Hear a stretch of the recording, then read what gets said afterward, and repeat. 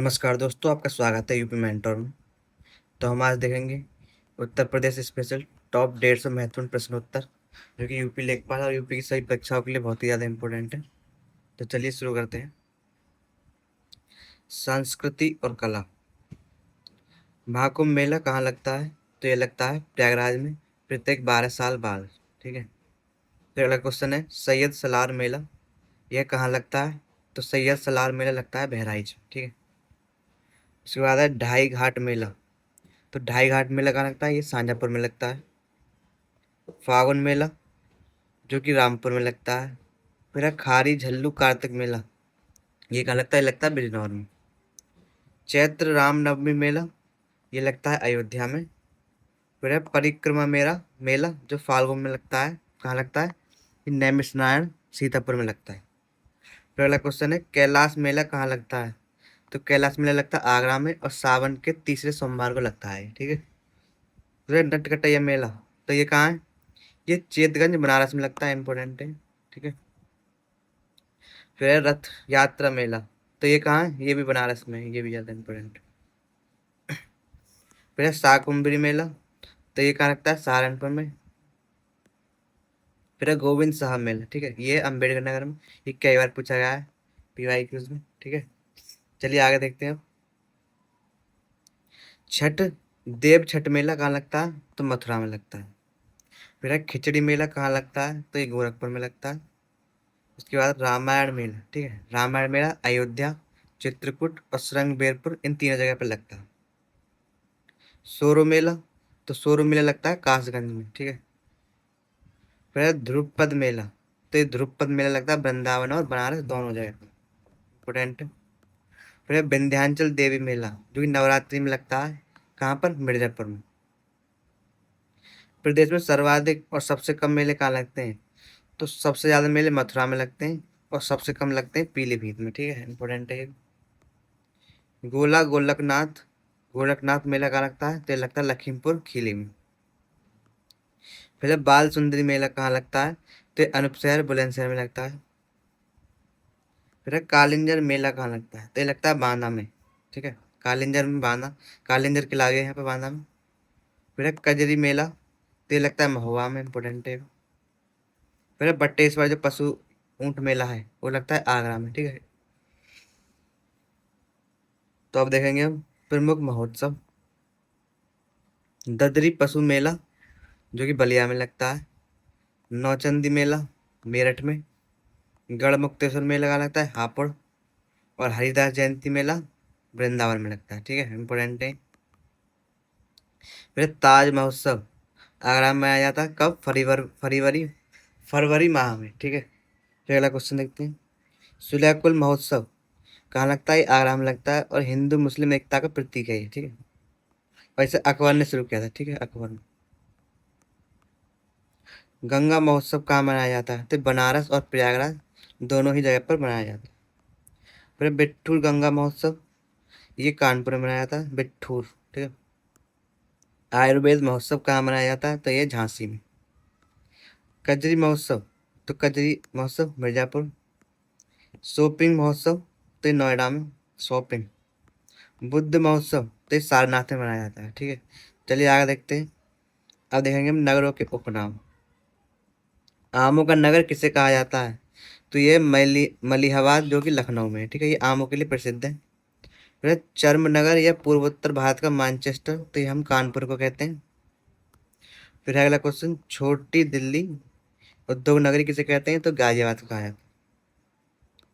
उत्तर प्रदेश का सो विंडो किसे कहते हैं? नोएडा को कहते हैं। ठीक है, सो विंडो इंपोर्टेंट है। फिर है संगम नगरी या कुंभ नगरी या अमरूद नगरी किसे कहते हैं? तो प्रयागराज को कहते हैं। ठीक है, अमरूद के लिए प्रसिद्ध है ये प्रयागराज, और संगम और कुंभ के लिए। अगला क्वेश्चन आंवला नगरी, तो कौन सा?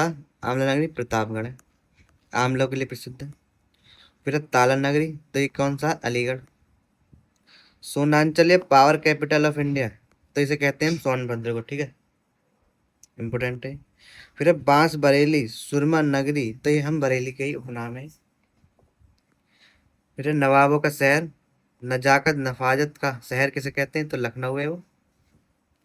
फिर है पीतल नगरी बर्तनों का शहर, ये मुरादाबाद को कहा जाता है।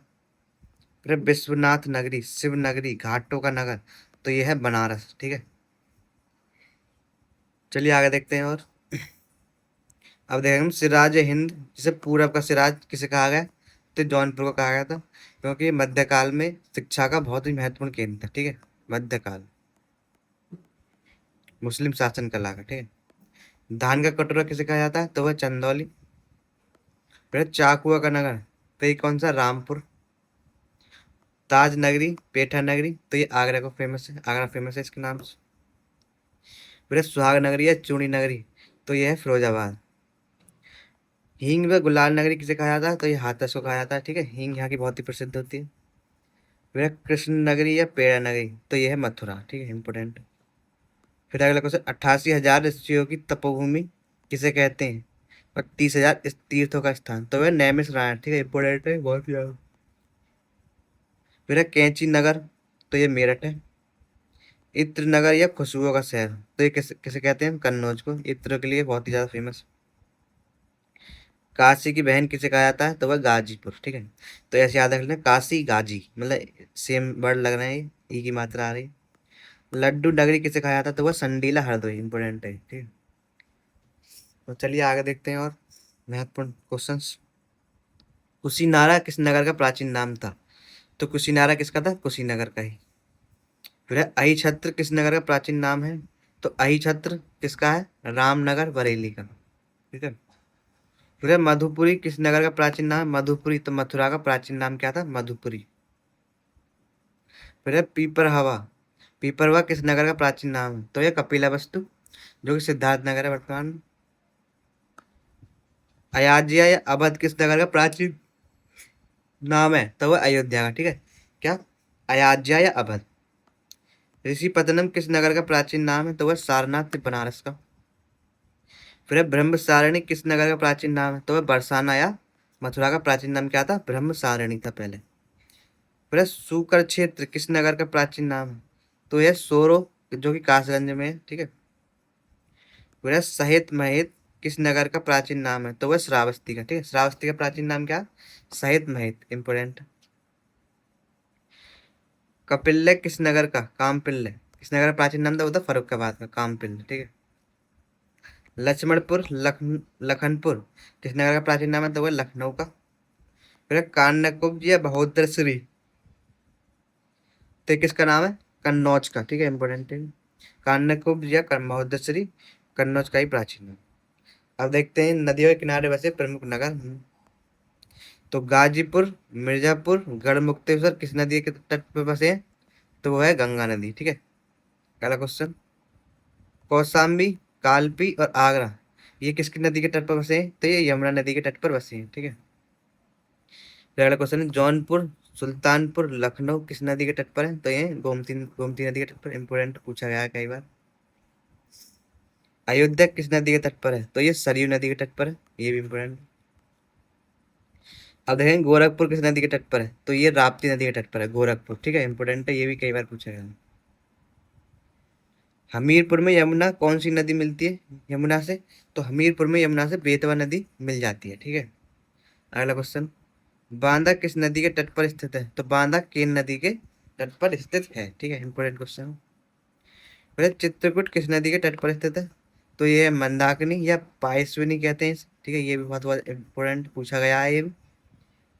गाजियाबाद और नोएडा किस नदी के तट किनारे है, तो हिंडन नदी के किनारे है गाजियाबाद और नोएडा। ठीक है, मुरादाबाद किस नदी के तट पर है, तो वह रामगंगा। प्रतापगढ़ किस नदी के तट पर है, तो वह सई नदी। ठीक है, इंपोर्टेंट है, ये भी पूछा गया है ये भी कई बार।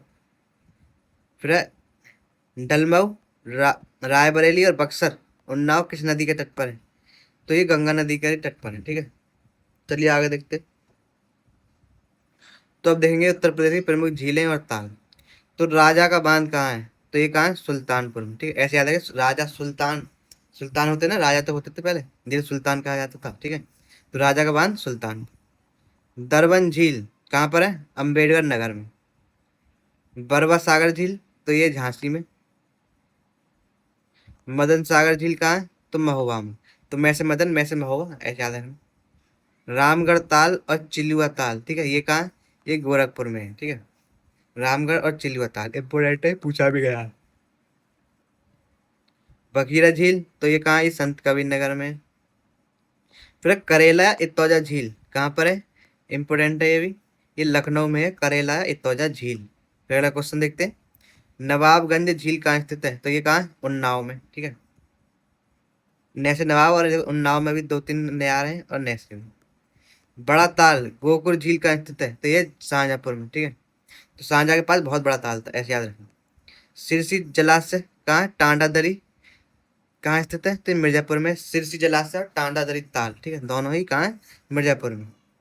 फिर है बेती अजगरा और नैया झील, तो ये कहाँ है? ये प्रतापगढ़ में, ठीक है, इंपॉर्टेंट है ये। कुंद्रा समुद्र झील तो ये कहाँ है? ये भी उन्नाव में, ठीक है। कुंद्रा उंद्रा उन्नाव, ऐसे याद रखना। चलिए देखते हैं, शुक्रताल कहाँ स्थित है? तो शुक्रताल है मुजफ्फरनगर में। टीटम जिस झील जिसे हम क्या कहते हैं? सूर सरोवर भी कहते हैं, ये आगरा में स्थित है। फिर है शेखा झील, ठीक है, और ये राष्ट्रीय पक्षी विहार भी है। ये कहाँ पर? अलीगढ़ में है। और ये अभी फिलहाल में ही 12वां रामसर स्थल बना है यूपी का, ठीक है, 12वां रामसर स्थल, और 99वां देश का, ठीक है। गोविंद बल्लभ पंत सागर कृत्रिम झील कहाँ है? तो ये सोनभद्र में। अलवारा झील जो कि विदेशी पक्षियों का आगमन के लिए प्रसिद्ध है, ये कहाँ है? ये कौशाम्बी में, अलवारा इंपोर्टेंट है। फिर है औंधी ताल, तो ये कहाँ है? बनारस में। फिर है लीलौर झील, ठीक है, ये कहाँ पर है? लीलौर, तो लीलौर झील बरेली में ही है, इंपोर्टेंट है। फिर है ठिठौरा झील, तो ठिठौरा झील है फतेहपुर, ठीक है, फतेहपुर में ठिठौरा झील। रेहंद बांध किस नदी पर है? तो ये रेहंद नदी पर ही है, कहाँ पर? सोनभद्र, ये मोस्ट इंपोर्टेंट है। माता टीला बांध, रानी लक्ष्मीबाई बांध भी कहते हैं इसे, ठीक है, कहाँ पर है? ये बेतवा नदी ललितपुर में ही, ठीक है। मेजा जलाशय कहाँ है? तो ये बेलन नदी पर है, जो कि मिर्जापुर में। तो मेज पर बेलन रखा है, इस तरह से याद करना, इंपोर्टेंट है ये भी। अर्जुन बांध नहर किस जिले में है? और अर्जुन बांध नहर से किस जिले को लाभ मिलता है? तो ये मिलता है हमीरपुर को, ठीक है, किसे? हमीरपुर को, इंपोर्टेंट है।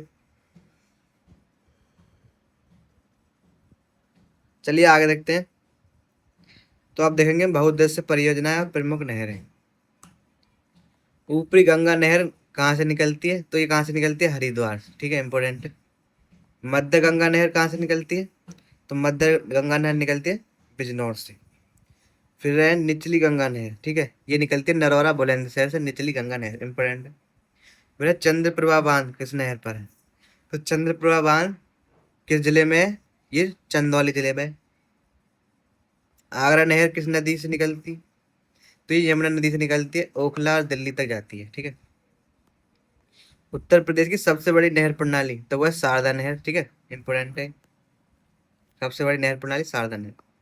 शारदा नहर किस स्थान से निकाली गई है? तो ये बनबसा नेपाल सीमा पे लगता है, ठीक है, वहीं से निकाली गई है। बाण सागर नहर तो ये सोन नदी पर स्थित है, मध्य प्रदेश में।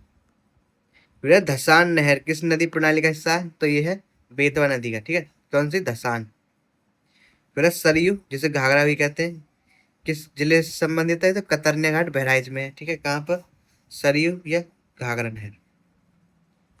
फिर है बेतवा नहर किन जिलों को प्रमुख लाभ होता है बेतवा नहर से? तो वह वो है झांसी, जालौन और हमीरपुर, ये बुंदेलखंड के जिले हैं। तो बेतवा नहर से इनको ही लाभ होता है, इंपोर्टेंट है, पूछा गया है। गंडक नहर परियोजना किन जिलों को लाभ होता है? तो गोरखपुर, कुशीनगर और महाराजगंज, तीनों को गंडक नहर परियोजना से लाभ होता है, ठीक है। तो इंपोर्टेंट क्वेश्चन है, वीडियो अगर पसंद आ रही है तो लाइक कर देना और चैनल को सब्सक्राइब भी कर लेना। अब देखते हैं वन रिपोर्ट 2023 और पारिस्थितिकी। तो वन रिपोर्ट 2023 के अनुसार राज्य में कुल वन आवरण कितना है? तो कितना है? 6.24%, ठीक है, ये पूछा भी आया था यूपी ट्रिपल एस एग्जाम में, इंपोर्टेंट है। राज्य में कुल वन आवरण और वृक्षावरण मिलाकर कितना प्रतिशत है? तो वह 9.96%, ठीक है, ये भी इंपोर्टेंट। राज्य में कुल क्षेत्र में झाड़ियां कितने परसेंट है? तो 2.27% झाड़ियां हैं राज्य में। सर्वाधिक वन क्षेत्र वाला जिला तो वो कौन सा है? सोनभद्र है। और न्यूनतम वन क्षेत्र वाला जिला कौन सा है? तो यह है भदोही, ठीक है। सर्वाधिक अति सघन वन क्षेत्र वाला, तो लखीमपुर खीरी में अति सघन वन क्षेत्रफल पाया जाता है। ठीक है। न्यूनतम वन प्रतिशत वाले जिला, तो परसेंटेज में कौन सा? संभल। उत्तर प्रदेश में प्रमुख रूप से किस प्रकार के वन पाए जाते हैं? तो यूपी में उष्ण कटिबंधीय वन पाए जाते हैं। ठीक है, इंपोर्टेंट है, ये पूछा भी गया कई बार, मल्टीपल। कत्थक किस वृक्ष से प्राप्त किया जाता है? तो कत्थक खैर से प्राप्त किया जाती है। इंपोर्टेंट। बीड़ी बनाने के लिए किस पत्ते का उपयोग होता है? तो वह तेंदू का पत्ता। माचिस की तीली और डिब्बी किस वृक्ष से बनती है?